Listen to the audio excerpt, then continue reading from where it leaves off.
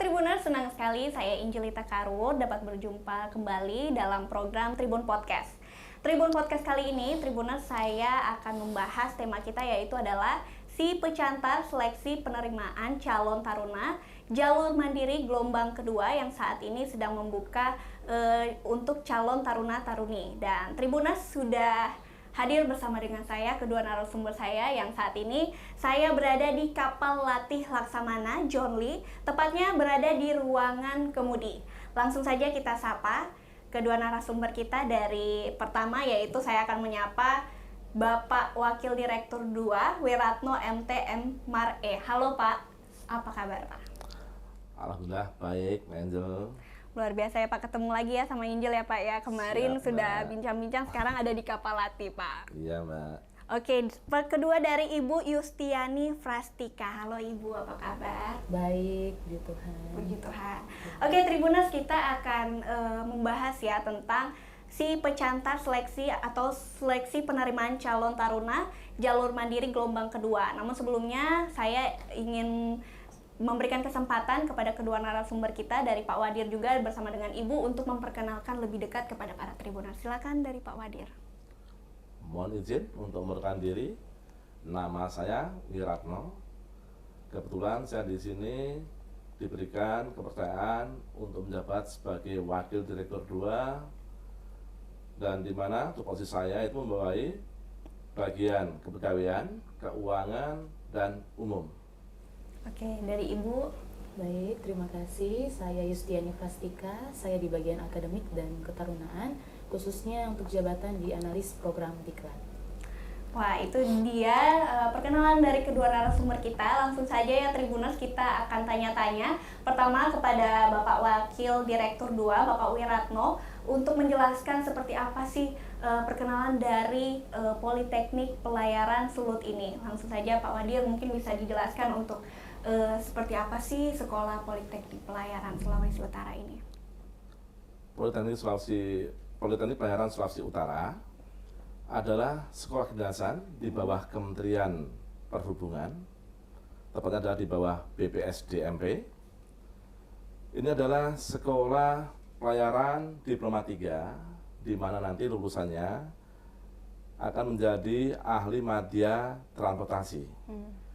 Dan memang di sini kami akan mencetak perwira-perwira transportasi yang nanti akan ditempatkan bekerja di atas kapal sebagai operator kapal. Itu untuk yang prodi nautika dan perusahaan kapal. Kemudian yang untuk prodi manajemen transportasi laut, nanti lulusan ini akan bekerja pada pelabuhan-pelabuhan maupun perusahaan pelayaran. Untuk perusahaan-perusahaan yang sudah disiapkan, perusahaan apa saja Pak? Perusahaan-perusahaan pelayaran untuk yang kita udah kerjasama, ada yang dari Singapura, kemudian di perusahaan di Batam, di Surabaya, bahkan juga ada yang dari kapal pesiar, itu perusahaan Karnival. Oke, kalau untuk taruna-taruni sendiri, jika sudah lulus di Poltekpel ini, dengan mengambil gelar apa yang taruna-taruni dapatkan, Pak? Karena di sini Diploma 3 pelayaran, Mbak. Jadi nanti lulusan dari Politeknik Sulawesi Utara ini berhak mendapatkan gelar ahli madya transportasi atau AMD-TRA. AMD-TRA. Ya, Mbak.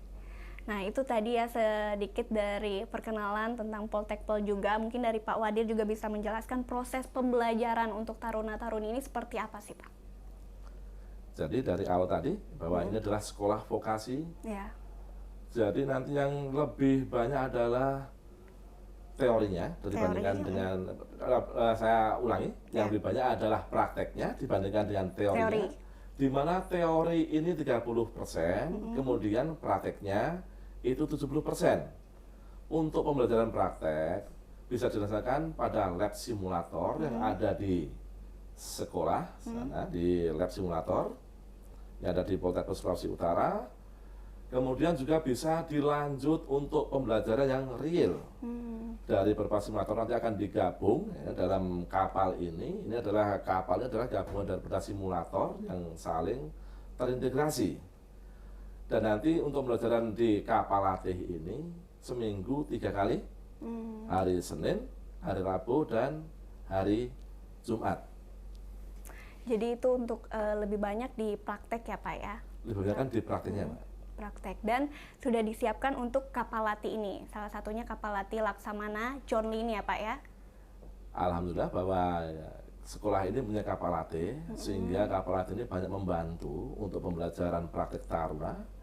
Ini untuk menyiapkan sebelum taruna-taruna nanti untuk melaksanakan praktek laut, sehingga taruna-taruna ini sudah familiar di atas kapal, bagaimana cara mengoperasikan kapal, bagaimana cara memaintenance kapal, atau bagaimana nanti yang untuk manajemen transportasi laut ini mengurus untuk SPB kapal sebelum berangkat. Nah, itu harus diwajibkan untuk mengurus SPB karena kapal itu sebelum berlayar harus dalam kondisi seaworthiness atau dalam keadaan layak laut. Jadi untuk taruna-taruni sendiri jika mengambil praktek yang ada di kapal ini, kira-kira itu di semester berapa Pak? Untuk taruna-taruni yang mengambil praktek dari di semester 5 dan 6, jadi semester 1 sampai dengan 4 itu on campus. On campus, oke. Dan juga untuk kapal latih ini hanya satu ya Pak ya yang disiapkan khususnya di Amurang. Jadi di kapal latih kami mempunyai satu kapal latih ini, yaitu kapal latih Laksamana kemudian John Lee. Oke. Dan juga tidak semua sekolah pelayaran mempunyai kapal latih. Dan ini adalah kelebihan, salah satu kelebihan kami bahwa kami itu lengkap ya dengan adanya sarana kapal latih ini, Mbak. Wow, jadi yang disiapkan juga untuk taruna-taruni apa ya, untuk praktik juga disiapkan adalah kapal latih ini. Jadi tentunya ini bisa membawa taruna-taruni juga lebih mengetahui tentang adanya bagaimana sih persiapan mereka ya Pak ya untuk bisa mempelajari di kapal tersebut. Dan menarik ya Tribunas, itu sedikit dari penjelasan dari Pak Wadir juga. Dan mungkin kita akan bahas ke proses dalam pendaftaran ya Pak, dari Ibu yang akan menjelaskan untuk jumlah pelamar mandiri ini gelombang 1 yang lulus itu ada berapa sih? Jadi kita yang lulus itu ada 96. Untuk pendaftar awal kita adalah 154. Kemudian yang lolos sampai dengan seleksi kedua itu adalah 96. Untuk gelombang yang pertama. Gelombang yang pertama Iya. sudah dimulai dari bulan berapa itu Kak? Kita sudah mulai sejak bulan Maret ya Pak ya. Bulan Maret. Iya. Wow. Untuk yang gelombang kedua akan dibuka di bulan berapa? Gelombang Bulan kedua sudah buka saat ini. Saat ini, ya, oke. sampai dengan tanggal 9 Juli untuk pendaftaran. Oke, untuk pendaftaran. Iya. Nah, kira-kira untuk persiapan dari yang gelombang kedua itu apa-apa sih yang harus dipersiapkan bagi si pecantar ini? Iya, jadi untuk pendaftar di gelombang kedua tentunya calon taruna-taruni itu harus mendaftar dulu secara online. Oke. Jadi kita ada tahapan-tahapan dulu, jadi ada 2 tahapan. Tahapan yang pertama itu untuk pemberkasan atau seleksi administrasi, jadi nanti bisa diakses pada sosial media kita, di situ ada linknya, bisa diakses apa saja persyaratannya untuk pendaftaran, kemudian berapa biaya yang harus dibayar untuk seleksi yang pertama. Kemudian untuk seleksi yang selanjutnya ada 5 tahapan, nanti setelah diumumkan pada kelulusan tahap yang pertama, kemudian akan dilanjutkan pada seleksi yang kedua. Wow, jadi itu untuk bagi si pecantar atau si pecalon, bagi taruna-taruni ya, bisa diperhatikan kembali. Jadi untuk websitenya ada di sosial media ya? Ada di sosial media kita, di Instagram maupun di Facebook. Oke. Dan untuk jalur ini kan ada 2 ya Bu ya, yaitu Iya. jalur mandiri dan juga polbit. Iya benar. Nah, mungkin dari Ibu sendiri bisa menjelaskan perbedaan dari polbit dan juga jalur mandiri ini seperti apa? Iya, jadi kita memang kuota untuk tahun ini itu untuk polbit ada 48 ya Pak. Iya. Jadi ada 2 kelas, kita akan menerima di pola pembibitan itu ada 1 kelas untuk nautika dan 1 kelas untuk permesinan kapal. Kemudian untuk jalur yang mandiri kita menerima 3 kelas nautika, 2 kelas untuk permesinan kapal dan 2 kelas untuk manajemen transportasi laut. Perbedaannya adalah untuk yang Polbit itu sendiri, nantinya setelah selesai studi akan ditempatkan di bawah dari Kementerian Perhubungan langsung, benar ya Pak ya? Iya. Jadi betul. nanti akan ditempatkan di UPT-UPT yang sudah disediakan. Jadi akan didistribusi mereka untuk mengabdi di UPT-UPT yang sudah disiapkan seperti itu. Tapi kalau untuk jalur mandiri itu sebenarnya lebih luas lagi ya, karena bisa juga setelah selesai, karena kita juga tadi sudah dijelaskan oleh Bapak Wadir bahwa kita punya beberapa kerjasama. Jadi nanti setelah mereka selesai dari sini bisa kerja di perusahaan-perusahaan pelayaran, bisa langsung juga di atas kapal, ataupun kalau untuk MTL kan bisa di perusahaan-perusahaan di pelabuhan-pelabuhan seperti itu. Bisa juga tidak menutup kemungkinan kalaupun memang ada pembukaan jalur untuk untuk yang PNS bisa ikut seleksi seperti itu. Jadi sebenarnya untuk mandiri itu lebih luas, lebih ya. banyak pilihan Banyak untuk peluang kerjanya seperti itu. Wow, menarik juga. Dan apakah itu Kak untuk persyaratan Polbit dan juga mandiri, jalur mandiri itu ada perbedaannya atau sama untuk persyaratan masuk? Kalau untuk persyaratan awal tetap sama. Hanya Tidak ada beda ya? Perbedaannya hanya pada surat pernyataan. Karena kan kalau untuk pola pembibitan itu sendiri daftar awalnya itu melalui BKN. Badan Kepegawaian Negara. Dan untuk jumlah pelamar yang akan diterima gelombang kedua itu kira-kira ada berapa nih Kak? Jadi total untuk mandiri kita butuh 168, yang sudah diterima di gelombang 1 itu ada 96, dan untuk gelombang kedua kita akan menerima 72. Wow. Yeah. Lumayan banyak ya Kak ya? Iya. Banyak kali, dan yang di gelombang pertama juga banyak ya? Banyak yang daftar.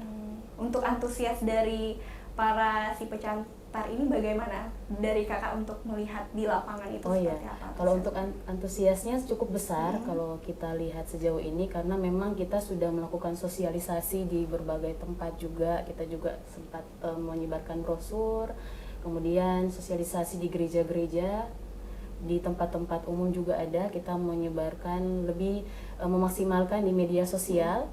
Seperti itu. Kemudian banyak juga pendaftar yang langsung datang on the spot istilahnya. Jadi mereka langsung datang di sekretariat kita untuk mendaftar. Kemudian sangat banyak pertanyaan. Banyak yang bertanya di kontak si pencatat maupun lewat sosial media. Jadi ini memang kelihatan sekali antusias dan semangat dari calon taruna-taruni yang mau mendaftar di Poltekkes Sulut. Wow. Nah, kalau untuk taruna-taruni sendiri, apakah lulusan SMK itu bisa mengikuti juga untuk taruna-taruni yang ada di Poltekkes ini Pak? Dari Pak Wadir deh. Untuk dari SMK itu bisa dari otomotif atau mesin, itu bisa mendaftar untuk prodi permesinan kapal. Kemudian yang dari SMK juga yang administrasi itu bisa di manajemen transportasi laut ya Bu ya? Iya, bisa. Namun untuk yang prodi nautika itu khusus yang lulusan dari SMA IPA. SMA IPA. Jadi tidak menutup kemungkinan bahwa yang SMK juga bisa, hanya ada persyaratannya tertentu benar. ya. Iya. Pada saat kita memposting untuk pengumuman tersebut, ada juga kita lampirkan persyaratannya. Jadi untuk ketiga prodi ini khusus untuk nautika seperti yang dijelaskan Pak Wadir tadi, nautika maupun permesinan kapal, kita menerima untuk SMA yang IPA. Nah, khusus untuk SMK itu harus SMK pelayaran kapal niaga yang sudah approve dari DJPL, Direktorat Jenderal Perhubungan Laut. Nah, dan juga syaratnya harus punya ijazah 4 sesuai dengan aturan yang tertulis pada PK07. Jadi kalau misalnya tidak sesuai dengan persyaratan tersebut, kita biasanya pendaftar kita tawari ke program studi manajemen transportasi laut, seperti itu. Kalau untuk kriteria dari calon taruna-taruni sendiri, persyaratannya apakah ada khusus untuk tinggi badannya mungkin dari Ibu atau dari Bapak Wadir, silakan. Baik ya, untuk persyaratan taruna itu tinggi badan minimal 160 cm. Itu yang taruna. Oke. Kemudian untuk taruni itu 155 cm. 155 cm. Iya. Itu untuk tinggi badan. Kalau postur tubuhnya Pak Padir bagaimana? Apakah dia harus ideal berat badannya? Bagaimana Pak? Ya memang kalau itu harus ideal Mbak ya. Jadi kalau berat badan itu, berat ideal itu kan tinggi badan dikurangi 110 itu akan ketemu di berat badan ideal. Kemudian juga tidak boleh mata tidak boleh minus dari lebih dari seperempat. Jadi lebih baiknya tidak minus atau bagaimana Pak? Lebih baiknya tidak minus. Tidak minus ya. Tapi tidak ada minus, maksimal seperempat itu masih dalam toleransi. Wow, jadi untuk taruna-taruni, calon taruna-taruni bisa dipertimbangkan kembali ya dari persyaratan juga, bisa mungkin olahraga ya Pak ya untuk taruna. Dan satu lagi Mbak ya, tidak buta warna. Tidak buta warna, itu yang penting ya Pak ya. Dan itu yang satu mutlak itu Pak. Sangat mutlak Pak. Jadi itu Tribuners untuk calon taruna-taruni mungkin bisa dipersiapkan kembali jika ingin mendaftar di gelombang kedua. Nah, untuk tahapan seleksinya Kak seperti apa? Oh ya, jadi setelah seleksi yang pertama itu pada tahap pemberkasan, nanti ada seleksi yang kedua itu ada 5 tes. Jadi akan tes kesehatan dan kita juga sudah kerjasama dengan Rumah Sakit Umum Daerah Minahasa Selatan. Kemudian yang kedua ada tes psikotes, tentunya ini juga penting ya Pak ya. Iya. Penting. Kita kerjasama juga dengan Unima. Kemudian ada tes potensi akademik, ini juga tidak kalah pentingnya ya. Kita harus tahu sampai di mana sih kemampuan calon pendaftar kita. Nah, kita juga punya lab komputer, nanti mereka akan tes di lab komputer kita. Kemudian itu yang ketiga ya tadi. Kemudian yang keempat ada tes Samapta, tes kebugaran. Kita juga mau melihat sampai di mana sih kebugaran pendaftar kita, gitu ya. Itu juga penting ya, tidak kalah pentingnya. Kemudian yang terakhir itu adalah tes wawancara. Tes wawancara untuk terakhir? Iya, tes terakhir. Jadi itu terfokus di protektor sulut. Untuk wawancara. Tadi kita sudah membahas tentang seleksi dan juga tahapannya. Tentunya bagi orang tua, apalagi calon taruna-taruni juga, apalagi yang mengikuti jalur mandiri, untuk biayanya. Biayanya itu berapa sih, Bu? Iya. Jadi kalau untuk biaya kita juga sudah posting di sosial media kita, jadi bisa diakses pada link, ada tarif biaya. Jadi perlu diketahui bahwa untuk tarif biaya itu kita mengacu pada peraturan pemerintah nomor 15 tahun 2016. Kalau untuk biaya awal untuk ketiga prode itu sama. Jadi kita tarif biaya awal di semester 1 dan untuk biaya perlengkapannya, karena kan untuk calon taruna-taruni ini kita juga akan memfasilitasi dengan seragam yang akan digunakan. Jadi beda kalau mungkin sekolah di tingkat universitas lain yang bisa tidak ada seragam khusus ya. Jadi itu untuk perlengkapannya dalam penarikan awal itu sejumlah 12.365. 12.365 untuk awal semester, biaya yang semester 1 dan untuk perlengkapannya. Kayaknya yang untuk 12 itu udah include pembayaran permakanan 2 bulan. Permakanan 2 bulan. Iya. Masuk 2 bulan, nanti yang bulan ketiga baru nanti lagi bayar sendiri. Wah, jadi itu untuk awalnya 12 juta, namun sudah 365 itu untuk biaya semester 1 dan perlengkapan. Nanti ada penambahan juga dengan biaya permakanan dan biaya diklatnya. Nah, untuk jumlah biaya untuk mengikuti si pecantar ini bagaimana Kak? Jadi kalau untuk seleksi tahap 1 untuk seleksi administrasi itu pemberkasan sejumlah 150.000 saja. Kemudian setelah ada pengumuman kelulusan secara administrasi akan ikut serta dalam 5 tahapan tes tadi sejumlah 1.700.000. 1 juta semuanya. Iya. Jika calon taruna-taruni sendiri tidak lolos mengikuti seleksi, apakah uangnya bisa dikembalikan atau bagaimana, Bu? Tentu saja tidak bisa ya Pak ya. Tidak bisa, ini Mbak Angel, karena kami ini kan masih satkernya PNBP, jadi setor ke kas negara ini. Dan akhirnya itu sudah digunakan untuk yang uang kesehatan, kan ini digunakan untuk peserta pelaksanaan tes kesehatan. Oke. Jadi sudah tidak bisa lagi ya? Tidak bisa. Oke. Nah, untuk pembayarannya kapan nih tahapan seleksinya? Untuk pembayarannya sendiri itu ketika tahapan seleksi dibayar atau ketika semua sudah mengikuti seleksi baru dibayar? Jadi kalau untuk seleksi yang kedua pastinya sebelum diadakan seleksi ya harus dibayar dulu. Seperti itu. Oke, dan lokasi pelaksanaan kegiatan pada setiap tahapan si pecantar ini di mana sih, Bu? Iya, jadi seperti yang sudah disampaikan sebelumnya, kalau untuk kesehatan langsung di Rumah Sakit Umum Daerah Minsal, kemudian untuk psikotes, samapta, tes potensi akademik dan wawancara terfokus atau terpusat di Poltekkes Sulut sendiri. Wow, jadi sudah jelas ya untuk calon taruna-taruni sendiri yang ingin mendaftar bisa langsung daftarkan diri karena hari ini sudah buka pendaftaran ya. Sudah buka pendaftaran sampai dengan tanggal 9 Juli. Tanggal 9 Juli. Oke, Tribuners, mungkin bagi calon taruna-taruni sendiri yang ingin mengetahui lebih jelasnya bisa langsung di sosial media. Iya, benar. Di Instagram apa tadi, Bu? Instagram maupun di Facebook kita sudah ada link yang disediakan. Jadi bisa diakses pada link tersebut. Mungkin jika bingung atau ada pertanyaan, ada nomor WhatsApp juga, bisa diakses pada nomor tersebut. Untuk nama Instagramnya apa? Mungkin Tribuners penasaran ingin searching. Poltekkes Sulut. Poltekkes Sulut saja ya.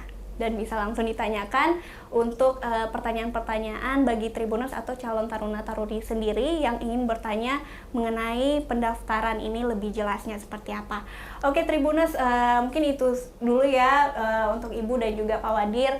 Terima kasih untuk waktu dan kesempatannya. Mungkin bagi Tribuners, terima kasih juga yang sudah menonton pada hari ini podcast kita. Dari Pak Wadir bisa menyampaikan closing statement untuk bagi calon taruna-taruni dan juga Ibu nanti setelah Pak Wadir. Silakan Pak. Mari Jo bergabung dengan orang di Poltekkes Sulut. Oke, terima kasih Pak Wadir. Mari Jo, silakan Ibu. Ya baik, kami mengajak untuk calon taruna-taruni, ayo segera mendaftar di Poltekkes Sulut yang pastinya kalian tidak akan rugi. Untuk belajar bersama dengan kami di sini dan kami menanti untuk pendaftarannya. Oke, terima kasih untuk Ibu dan juga Pak Wadir untuk waktu dan kesempatannya hari ini dan terima kasih juga Tribuners yang sudah menonton dan jangan lupa untuk Tribuners untuk calon taruna-taruni yang ingin mendaftar segera daftarkan karena hari ini sudah buka dan jangan sampai ketinggalan karena kotanya juga terbatas ya. Iya, Pak. Oke, baik Tribuners, demikianlah saya Angelita Karwur dan sampai jumpa.